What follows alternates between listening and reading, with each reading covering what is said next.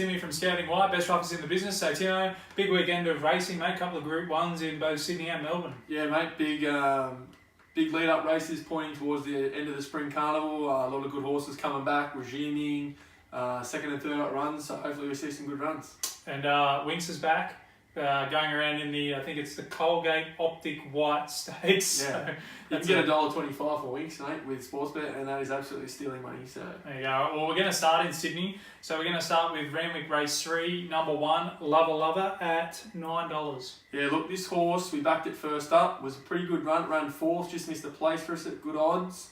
It's in a benchmark 88 race here, 61 kilos, 3 kilo apprentice. This run last prep, won a Group 3 race, stormed home from the back, and now in a benchmark 88 race. This has got winning written all over it.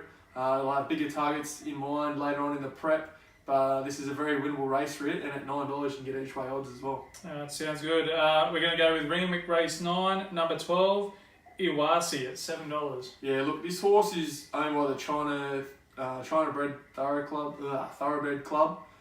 It is a pretty decent horse. They scratched it for midweek. I really liked it midweek. They brought it to the last race in Sydney. It's got a pretty impressive record, 4 starts, 2 wins and a third. It'll have bigger goals later in the campaign, but it's a pretty winnable race in the last at Sydney.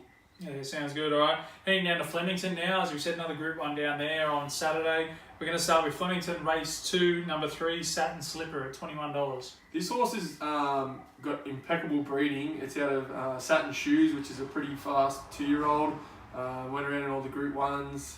Was pretty unlucky in them. And out of Piero. Won first up in the Gym Crack as a 2-year-old, very impressively. Then it got beaten in the Lonro Plate by Pimple by Sandbar, which has come out as a 3-year-old and franked that form. This is its first start as a 3-year-old. And look, if it can run up to its breeding anywhere near that, certainly should be in this a long way. And it's at $21, which is a good each way bet as well. Yeah, good stuff. All right, staying at Flemington, so we've got Flemington Race 4, number 10, Farouk at $21. Look, we tipped this horse a few times first up in its first campaign, won impressively first up. It won first up this campaign as well, very impressively. It's come back, and this horse is an absolute monster. If you get to see this horse in the run, it is huge. I've backed it in the Victoria Derby at $34. I think it's a pretty good bet there. It was impressive in Adelaide, odds on there, won pretty well.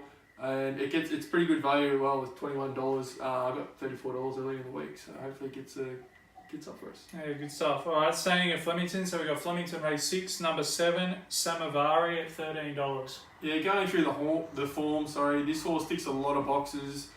Second up, it's had 3 starts, 2 wins and a second. At the distance, it hasn't won, but it's had 6 starts for 4 seconds and a third.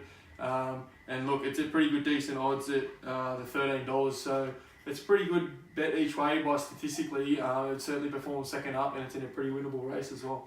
Yeah, all right. Flemington again. So we've got Flemington Race 7, number 12, Grunt at $14. Yeah, look, this is the deciding factor for this horse, whether it goes to the Cox Plate and can maybe take on Winks or the Caulfield Cup.